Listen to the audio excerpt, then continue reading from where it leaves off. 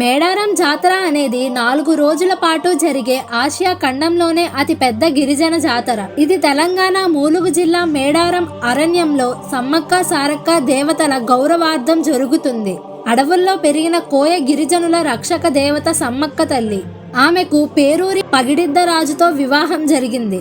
వారికి 3 పిల్లలు, కుమార్తెలు సారక్క నాగులమ్మ మరియు కుమారుడు జంపన్న. కాకతీయుల అన్యాయపు పన్నులకు ఎదిరిస్తూ సమ్మక్క ధర్మయుద్ధం చేసింది. ఆ యుద్ధంలో జంపన్న వీరమరణం పొందాడు.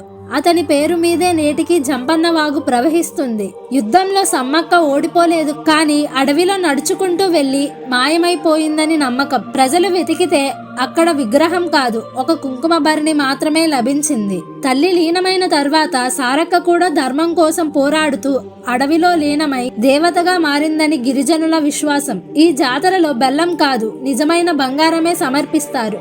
ఎందుకంటే సమ్మక్క సారక్క అడవిలో పుట్టిన దేవతలు కాబట్టి. 4 రోజుల జాతరలో మొదటి రోజు దేవతల ఆహ్వానం, రెండో రోజు సారక్క ఆగమనం, మూడో రోజు సమ్మక్క తల్లి అరణ్యానికి రావడం, 4వ రోజు దేవతలు వనప్రవేశం చేసి జాతర ముగుస్తుంది.